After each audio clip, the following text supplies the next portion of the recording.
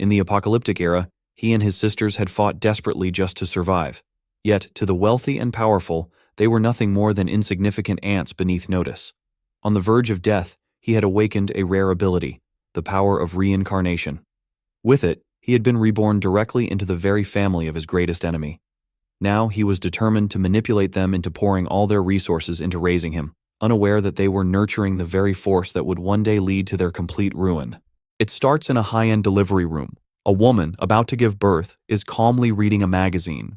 She loses her patience and shouts at the nurses to get the baby out, without looking up from her magazine. Soon, a baby's cry is heard. A staff member runs to tell the grandfather the news. Then, everyone congratulates Lu, who thanks his guests for being kind. He asks a maid where Shuchen is. The maid says the young master is on Earth for business. The baby's grandfather gets angry, calling his son useless for not being there. Suddenly, a strange scream comes from the delivery room, surprising everyone. Worried, Lu stands up and asks what is happening. Inside the room, the mother is stunned by a bright light in front of her. When the grandfather and his men walk in, they freeze. The light came from the newborn baby, who was covered in yellow lightning and seemed to be enjoying it.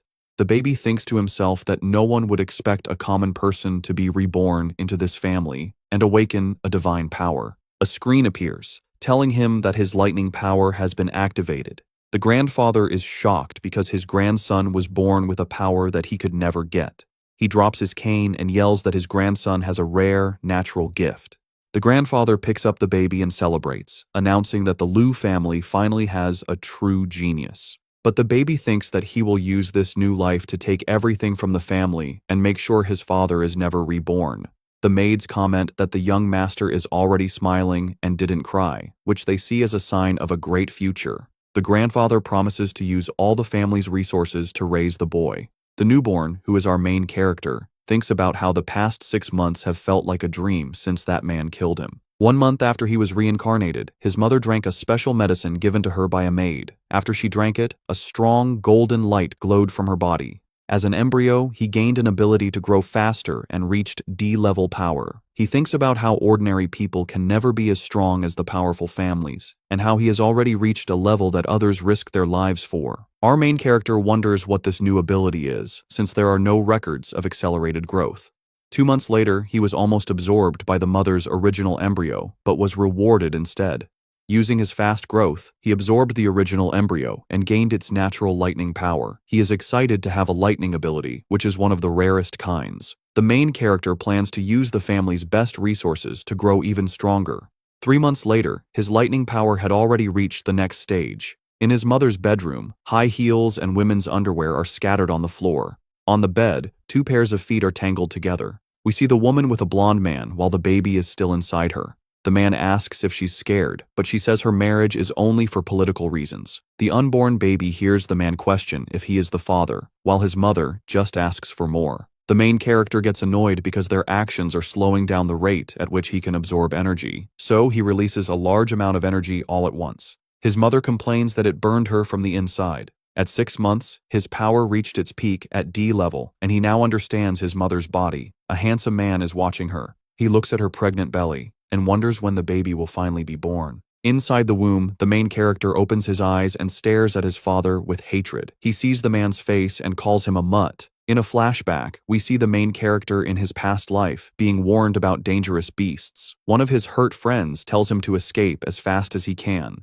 His friend is defeated and screams for help, but the young man just watches. Then, his friend is eaten by a monster while the young man does nothing. With a mean smile, the traitor tells his men to feed the beast. He smirks as he watches his victim about to be defeated. At that moment, the main character sees a giant spike flying toward him. His former friend stabs him with a large branch, lifting him into the air. The main character looks at the wound in his chest, shocked that he was betrayed. The man who betrayed him laughs wildly. He makes fun of him, saying this is what happens when weak people try to be strong. As he is thrown, the young man yells that he was tricked so the beasts could be fed. As he dies, his only thought is of his younger sisters. He remembers saying goodbye to one of them and promising to come home soon. In another memory, his past self grabs a weapon and prepares to leave for a mission. The door closes and 3 little girls are left alone, waiting for him. They look at the moon through a window and wonder when their big brother will be back. Back in the present, the unborn baby fills with anger and vows to get revenge on the man who took him from his sisters. With his power, the baby prepares to punch his father from inside the womb. He then lands a strong punch right on the traitor's face, taking him by surprise. The man is sent flying from the force of the punch, and the mother is shocked by the kick she felt. The baby's father falls to the ground in pain, not knowing what hit him. The woman complains that the baby is already causing trouble before he is even born. The grandfather then tells a nurse to check on what is happening in the room. The nurse explains that the young master's talent is so great that he is developing much faster. She then announces with a startled voice that the baby is coming now and the mother is going into labor. The baby thinks about how his power was stuck at D level in his past life, but now he is close to getting much stronger. The mother screams in pain and tells everyone to call the best delivery team immediately. 1 month later, the Liu family throws a big party to celebrate. Many important families from the area arrive with gifts for the newborn. At the party, the grandfather watches a violin player with a maid beside him. Meanwhile, the 1-month-old main character rests quietly in a maid's arms. A guest congratulates the grandfather on his new grandson, but he seems to be thinking about something else. Another guest congratulates the baby's father, while the baby just stares at the man who killed him in his past life. He gets very angry when he sees the enemy who took him away from his sisters and promises to get revenge right away. He remembers his younger sisters being excited about a giant birthday cake. In his past life, he was on the phone with brother Chen, who was complaining that he was late for a mission. The young man says he is sorry, and the traitor thinks to himself that he only hired him because he heard he was desperate for money. The man tells him to be smart, and the young man thanks him for the job. His sisters waited to eat a small piece of cake on the table. The older brother says goodbye to one of them, promising that he had a job but would be back soon. Then, he grabs his weapon from a bag and gets ready to leave the house. The door closes, and the 3 little girls are left alone, waiting for him to come back. From the window, they watch the moon and wait for their brother. Elsewhere, a man walks toward a glowing portal in a dark forest. He is smoking a cigarette and is the same man who was congratulating young Master Ji at the party. Young Master Ji seems to be the leader of this dangerous mission. With his men beside him, he asks how the mission is going. The man tells him that they have been inside for a while, and the beasts should be fed by now. Young Master Ji praises old Chen, saying he was raised well and works quickly. He then turns to a woman with him and says they only came for her, but the woman scoffs, saying he is just another person from the Ji family trying to become more powerful. After that, the group of traitors walks toward the portal to leave the empty place. At the same time, one of our hero's friends warns him about a strong beast nearby. The young master is surprised that someone is still alive, since he needs more food for his medicine. Old Chen says he doesn't know how that is possible, because they were all just D-level soldiers. Suddenly, a loud noise makes everyone look in the same direction. The group's leader looks at the situation with a serious face. Soon, they see that one of the beasts has a new wound on its leg. The monster then stares at our hero, who is standing alone in the middle of the empty place. Even though he is tired and hurt, the young man stands strong, ready for one last fight. At that moment, one of the traitors slowly walks toward him. Young Master Ji demands to know where that thing came from and how it hurt his beast. When he sees the survivor, young Master Ji is surprised and calls him Ye Chen. The young man turns and calls out to brother Chen, not understanding what is happening. Ye Chen's friend asks if he brought help while the enemies run away. Back in the present, the baby promises to get his revenge right then. He reaches his arms out and makes baby sounds at the traitor, who watches him closely. The man is confused and stutters, not sure what the baby wants. The boy's father says his son wants to be held and that it is a great honor. With that, he picks up the baby and thanks him, while the baby pretends to cry. As soon as the man holds him, the baby starts to release a yellow energy. He then uses his lightning power to give his enemy a very bad shock. The traitor screams in pain as electricity runs through his whole body. From the shock, he drops the baby, who falls hard on the floor. The women at the party are surprised and look at the noise. The musicians also stop playing, shocked by the chaos. The boy's grandfather watches everything with a serious look. The boy's parents are shocked by what just happened. Seeing his grandson on the floor, the old man knows he made a mistake. The baby starts crying loudly to fool everyone. The traitor panics and starts to sweat, scared of what might happen. Furious, the grandfather yells at the man for daring to drop the Liu family's treasure. The man throws himself on the floor, saying it wasn't his fault and that the baby did it on his own. But the baby's father doesn't believe him and kicks him hard, calling him a dog. The kick is so strong that the man flies across the room and lands hard on the mansion floor. He bows and begs for his master's forgiveness. He swears he would never hurt the boy and offers his treasures to heal him. The little one's father seems to enjoy the situation and gives a mocking smile. The master then orders his men to drag the man outside and beat him. The traitor thanks him for the punishment as a maid picks the baby up.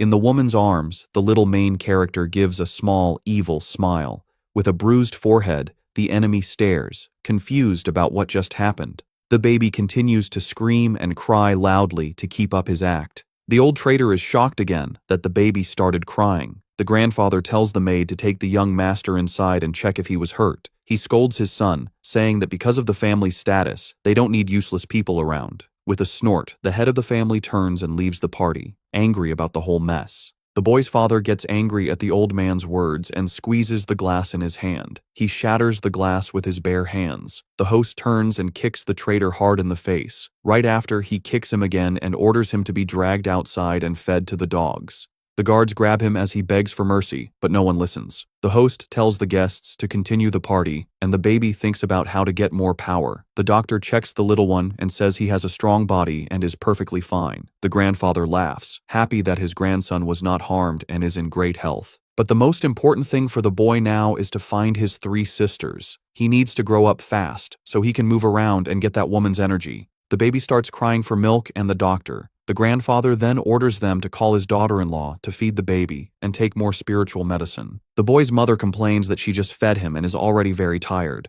The family head says she must work hard for the family's future and for her son. The woman takes off her coat and prepares to feed the baby one more time, against her will. The little one opens his mouth and cries as he waits for his mother. The mother picks him up and stares at him with her red eyes. She starts to feed him and complains that he is sucking way too hard. Seeing that his daughter-in-law is getting weak, the grandfather orders them to bring her a special soup. Soon after, we see the baby taking a bath with his mother in a hot spring. The woman complains that he has been feeding for a long time and asks if she owes him something from a past life. 3 months later, the baby is already crawling around the house, and his power has reached the next level. In his past life, it took him a year to get this strong. Back then, he went on many dangerous missions and was hurt many times. He has now gone from sea level to the next stage in just 3 months by drinking milk. During a family dinner, the little main character crawls towards the main table. The grandfather gets angry, complaining that an idiot wasn't watching the young master. The maid apologizes, saying the boy crawls so fast she can't keep up. The baby's father jokes that his son must want milk again, and the mother looks exhausted. She complains that the boy has been attached to her for 3 months and she needs a break. But the little one thinks he can't waste time and needs to keep getting stronger. To everyone's surprise, the baby stands up on his own for the first time. The grandfather and the butler are completely shocked by what they see. The boy starts walking towards his mother, who watches him, startled. The little one jumps on her, and the mother screams for him to let her eat in peace. The maid is amazed and points out that the young master is standing and walking by himself. The butler comments that the boy is special and is developing very quickly. The grandfather is happy to see his grandson can already stand and watches him with pride. He then says that by family rules, it is time to choose a personal servant for the boy. In a dark room, the grandfather asks about the results, and a guard says only 2 are left. In his mother's arms, the main character is taken to an arena for the test. He watches everything closely when he is shocked to recognize one of the candidates. In a cell, a little girl with white hair is in a defensive pose and looks scared. On the other side, a blonde girl runs forward, yelling to attack and beat her opponent. Shocked, the baby wonders what she is doing there, and his body begins to glow brightly. He then uses his lightning power to zap one of the fighting girls. The blonde girl is sent flying and lands hard on the ground, knocked out. The white-haired girl takes the chance to jump on a piece of bread.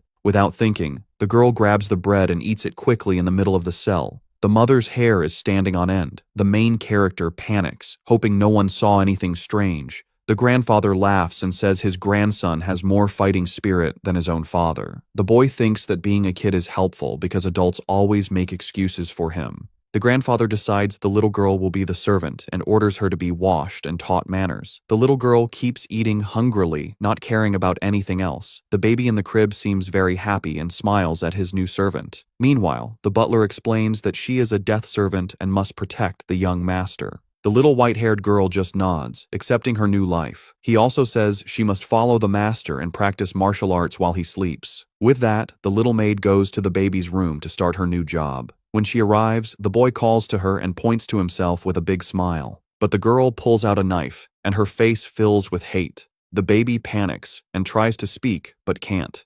She says she will kill him to avenge her older brother. The girl raises the knife and prepares to attack the baby in his crib.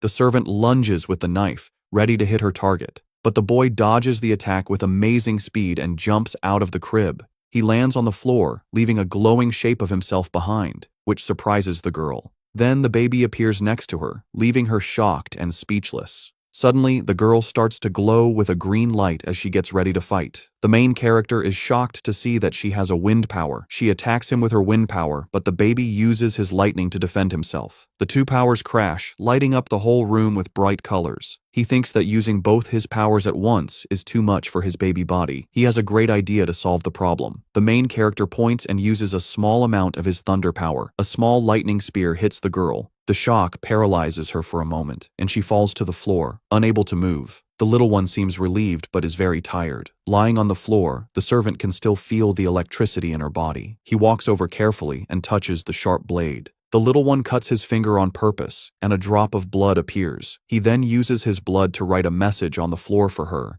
He thinks it's a good thing he is smart and thought of this plan to communicate. After reading the message, the girl understands, and the baby opens his arms for a hug. But the girl attacks him again, and the baby remembers she can't read. He dodges the attack and worries, because if someone sees her trying to attack him, she will be in trouble. Meanwhile, the traitor walks through the mansion holding a wooden box. In a flashback, the boy's father says that he is only alive because he is still useful. Lying on the floor, the man thanks the young master for his mercy and promises to work harder. The master says the grandfather is angry and that he must find a way to please the baby. The man thinks that he sold everything he owned to buy a rare item at an auction. Suddenly, he hears the little master's voice and wonders what is happening in the room. With that, he opens the door and walks in, calling for the heir of the Liu family. When he enters, he sees the two of them chasing each other around the room. Seeing a chance, the baby glares at the man with a dark look and a plan. The traitor is very confused and doesn't understand what is happening. Then the boy grabs the servant's hand and turns the knife. He uses his lightning power to give the white-haired girl a small shock on her forehead. She falls to the floor, and the baby catches the knife, finishing his plan. Without stopping, the baby stabs himself in the shoulder, and the knife gets covered in blood. The traitor is completely shocked by the scene and screams, not believing what he is seeing. Next, the boy throws the bloody knife toward the man watching him. The poor guy catches the weapon and freezes in fear, not knowing what to do. In his shock, he drops the box he was holding. Then the little main character takes a deep breath, getting ready for his big act. Soon after, he starts crying loudly on top of the fainted girl on the rug. The man holds the bloody knife, completely desperate. Hearing the noise, the grandfather and the others come running to see what happened. The grandfather and his son stare at the scene with serious faces. The little one keeps crying and leans on the servant to make it look like he protected her. Furious, the grandfather points at the traitor and accuses him of trying to attack his grandson. The man throws the knife on the floor and tries to defend himself, saying he didn't do it. But the father doesn't believe him and punches him for hurting his son. Desperately, he explains that the girl attacked the baby and he defended himself. The baby continues his crying act while the traitor screams with a bloody nose. He swears to the grandfather that he is telling the truth, but no one seems to believe his story. The boy's father hits him with another punch and angrily asks where the gift is. Desperate, the man looks for the gift he dropped on the floor. The grandfather praises the little girl for protecting his son and orders her to be taken to rest. The grandfather places his hand on the young master's shoulder, who gets tense. The grandfather glares at him, his red eyes glowing with anger. He says he taught his son how to raise dogs, but he almost lost the Liu family's hope. With that, the group leaves the room, leaving the traitor kneeling on the floor, terrified. The man starts to sweat and tremble with fear of what might happen to him. Suddenly, the baby's father turns and glares at him with a look full of hate. He kicks him hard and says he gave him a chance, but he tried to hurt him anyway.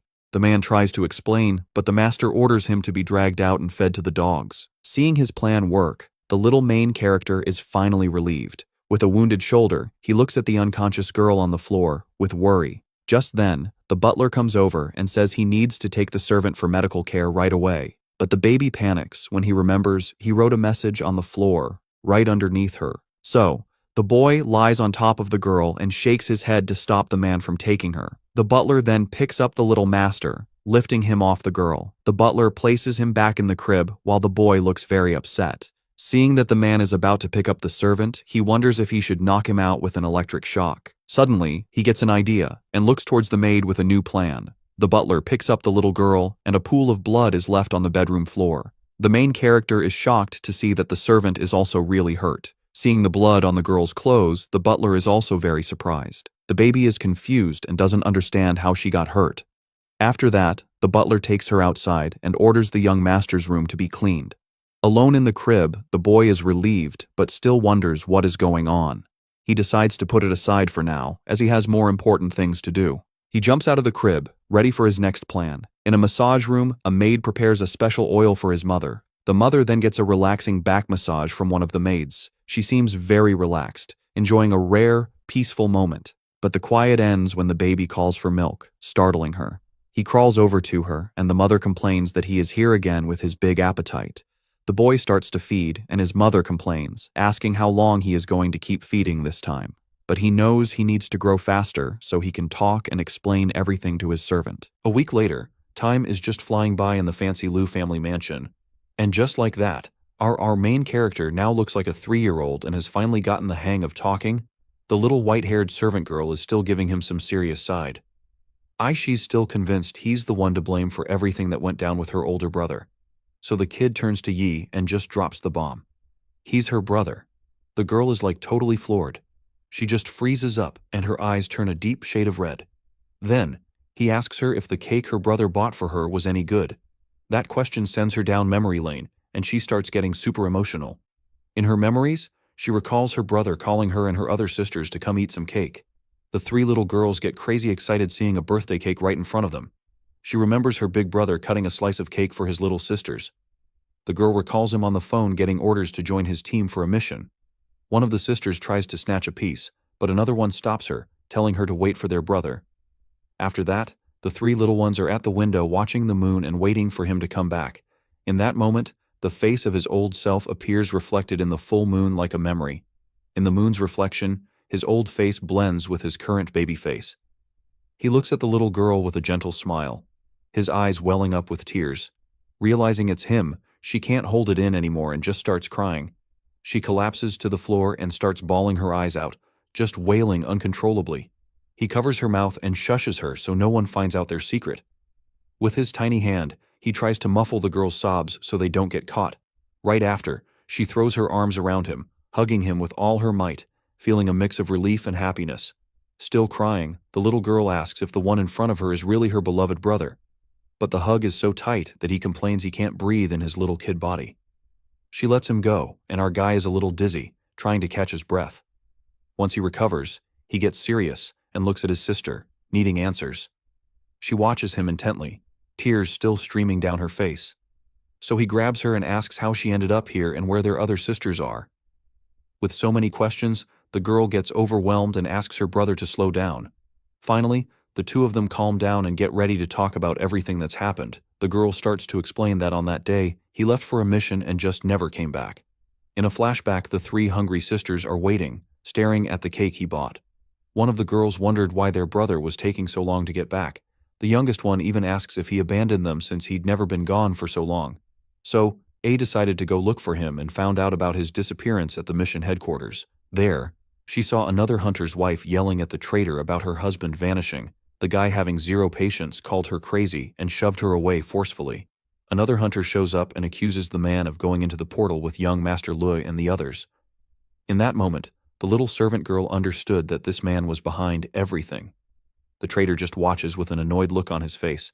Casually smoking his cigarette, he unleashes his firepower, getting ready to attack his accuser. A fireball flies toward the man who's just frozen in fear by the attack. He takes a direct hit and his body is completely engulfed by the intense flames. The man drops to the ground, defeated, while the others just watch the scene doing nothing. He warns them that spreading rumors about the young master is a dumb move since the mission was high risk. Our guy says the traitor got what was coming to him for double-crossing them, and then asks about the other girls. Hearing the question about the others, the little one's expression changes and she looks really worried.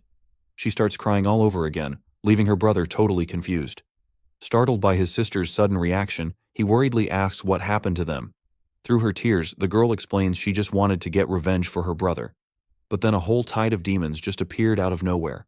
Flashback to a portal ripping open and everyone is just scrambling for their lives as the invasion begins. The memory of that demonic tide has her absolutely petrified. She tears through the wrecked streets, frantically screaming the names of her other two sisters. Meanwhile, a couple of hunters stroll by, casually remarking that, yep, this monster wave was a pretty nasty one. She's left standing all alone, just watching as the city burns, completely obliterated. With tears streaming down her face, she runs aimlessly through all the chaos and destruction. The poor girl continues her search alone, picking her way through the rubble of the city. Devastated by the invasion, with her hands all scraped up, she collapses to the ground, screaming her sisters' names in absolute despair. That's when she remembers her brother and just breaks down, sobbing and wondering where he could possibly be. Back in the present, our MCA main character comforts his sister, telling her not to cry because they've been given a second chance.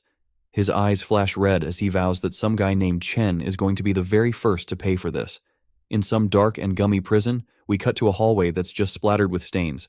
The traitor is locked up, screaming his head off that he's innocent and was just there to deliver a gift.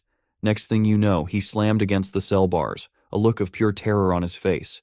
Because surprise, a demon materializes right behind the terrified prisoner. The traitor drops to his knees, begging for his life as the creature closes in, its tongue ling out. All we hear is a horrified scream, and suddenly the prison hallway has a few more red stains. The traitor out of the picture. Our MC declares it's time to turn the entire Liu family upside down. Tears still in her eyes, his sister agrees, promising she'll do whatever he says. That's when she remembers she has a very important mission to take care of with RMC. So she just hoists him into the air, announcing it's bath time, but he protests, yelling that he's her brother. But the girl explains that now she's his personal attendant and this is her daily mission. And just like that, she starts carrying him off to the bathroom, all while he's screaming bloody murder that he absolutely positively does not want a bath. Cut to the bathroom where our MC is now sitting in a wash basin as she gets everything ready for his bath. She walks up to him and says it's time to get his clothes off. But our MC insists he can handle it himself. But she's not listening, and with a grin, she just eats his clothes right into the air. She looks down and chirps about how cute his little fella is. RMC is absolutely mortified, basically dying on the inside from the sheer awkwardness of it all. Super embarrassed, he yells at her not to look, reminding her yet again that this is so not okay. She then declares that since she's bigger now, it's her turn to give him a bath. Shocked, the MC asks what in the world she's doing as she starts taking off her own clothes. The boy covers his eyes, completely embarrassed by her actions. Then she gets into the tub wrapped in a towel, leaving the boy totally stunned. While she's washing him, she vents about how much people are suffering out there, while the rich just waste everything. Our MC gets furious and says that justice is something you have to take with your own hands. With that, his face sets into a look of fierce determination to change their reality. A moment later, the girl offers to scrub him better, sending him into a full-blown panic. They start bickering because he refuses, but she insists she was instructed to do it. After the bath, the boy is lying on the floor while his sister puts away his clothes. He's thinking how humiliating it is to be the older brother and get treated like a little kid. The girl asks him what's wrong, but he just turns his face away, pouting, and doesn't answer. She gets sad at his attitude and complains that he's never been this mean to her before, to avoid more converse. But then he gets up, says he's not mad anymore, and that he has something important to ask. The girl smiles sweetly and tells him to go ahead and ask whatever he wants. No problem. So he questions if she has awakened wind element abilities, and his sister confirms it. Our MC is floored because the earliest recorded case of an awakening was at age 12.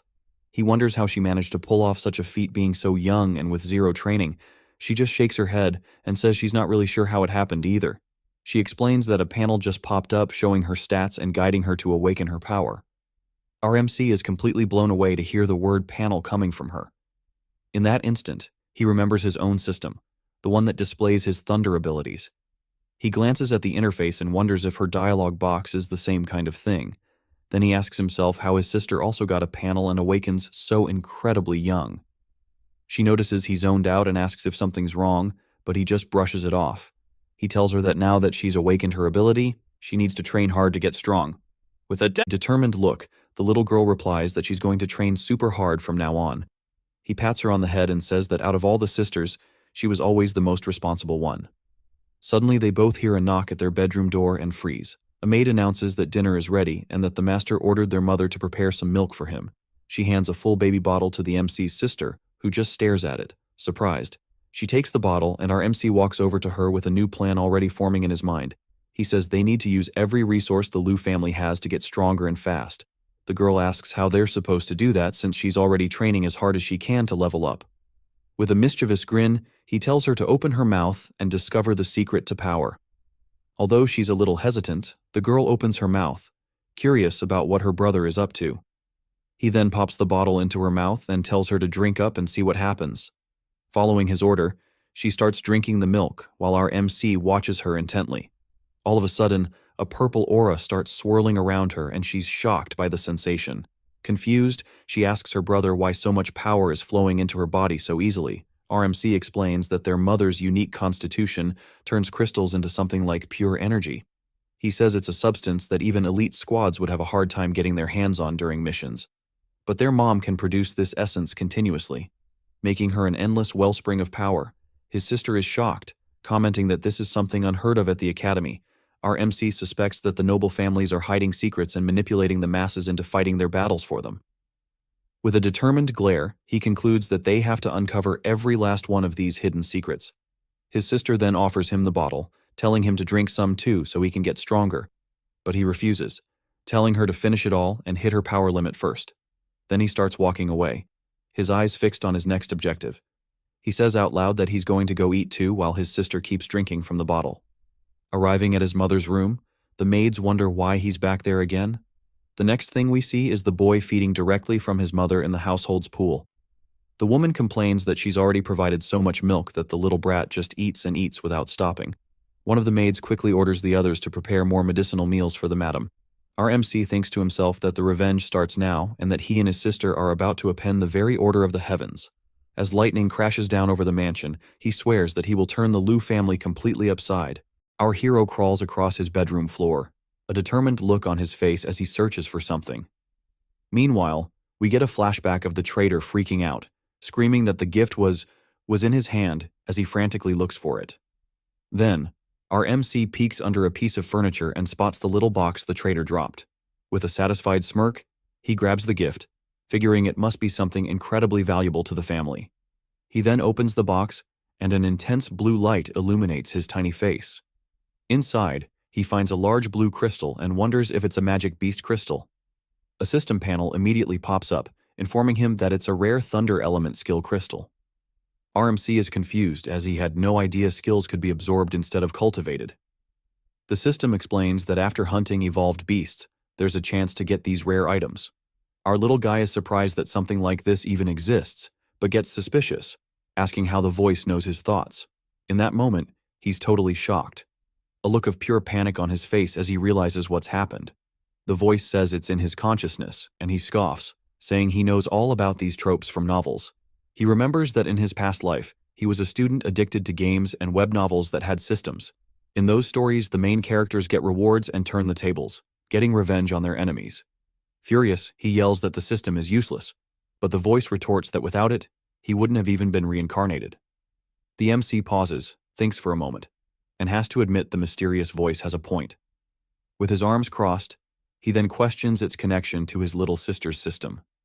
The voice denies any sort of link and urges him to get stronger and fast. He agrees and gets focused, knowing he needs to take every opportunity he can get. He then sits down on the floor and with intense concentration begins to absorb the crystal's energy. With that, a powerful divine energy starts flowing through his small body. A moment later, he holds out his hand and successfully summons his new skill, Lightning Spear. He's completely floored, having just acquired a skill that should have taken 10 years to master. He feels the power condensed in the spear and wonders just how strong it really is. Without a second thought, he hurls the weapon with all his might to test out his new power. The protagonist watches as his powerful electric attack flies through the air. The sound of the explosion gets the grandfather's attention, who comes running with the butler to see what happened. But what they find is the boy's father in his SpongeBob underwear, complaining to the MC's mom about the noise. The grandfather and the MC's little sister are completely floored by the scene. The boy looks at the giant hole he just blasted in the mansion wall with his new skill. Furious, the grandfather demands to know who did it, and the butler explains he heard a lightning bolt come from the room. But upon seeing his grandson, the old man's mood flips, and he lifts him up, celebrating his new divine skill. He then praises the boy's mother, thanking her being productive for the family. However, the boy's father seems irritated by the whole situation and complains about the noise he made. At that, the grandfather scolds him, saying he should be proud of his son's exceptional talent. The grandfather then decides he will take his grandson to the family's annual hunting festival. A moment later, the family head asks the butler if everything is arranged for the event. The old man laughs, saying his descendants need to learn their true worth from a young age. Cradled in his mother's arms, our protagonist is annoyed, having no idea what they're planning.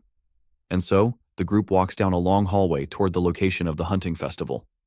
Once there, the grandfather uses his energy to open a massive circular gate in front of them. The gate opens, revealing a large, swirling vortex of bright purple energy to everyone. Standing before the dimensional portal, the family head prepares to lead the group inside. The MC is stunned, realizing the Liu family can open dimensional portals all by themselves. He gets angry, thinking about how many secrets the powerful hide from the weak who are just struggling to survive. The group then steps through the portal and arrives in a dense, quiet forest on the other side. While the grandfather praises him, the MC's mom complains that he never stops eating all day. Suddenly, the MC's father points to the sky and yells a warning that something is approaching. Everyone looks up to see a smoke trail closing in on them rapidly. The mysterious thing zips through the trees at incredible speed. Soon, a giant multi-headed serpent appears and brutally attacks a group of hunters. One hunter tries to strike the creature, but his weapon shatters while another uses a force field to defend himself. When he sees a C-rank python and a B-rank python king in a C-ranked portal, the protagonist and his sister are in shock, and the girl recognizes one of the hunters. Just then, one of the serpents lunges toward one of the female hunters. To everyone's surprise, the red-haired girl manages to hold the creature's mouth open with her bare hands. But she's struggling with all her might to avoid being bitten by the giant monster's sharp fangs. Even so, the serpent's strength is too great, and it knocks her away with a single blow. The hunter's leader then yells for everyone to fight as they retreat from the dangerous area. The group's leader tries to fend off the monster with a shield, but another hunter tries to attack him from behind. The red-haired girl runs and screams desperately for him to watch out, but the hunter's punch goes right through the shield, hitting the captain with full force. The force of the punch makes the hunter fighting the serpent lose his shield. At that moment, the giant serpent is struck by a purple lightning bolt coming from another hunter. Another hunter yells furiously at the traitor for attacking their captain. The traitor just smiles wickedly as he prepares to attack the other man. With a violent blow, he mercilessly attacks the hunter, leaving him gravely injured. One of the other hunters is shocked as he seems to have recognized the attacker. He reveals that the man is Kuyong, a criminal who had been convicted before. Kuyong starts laughing like a maniac at the hunter's desperation.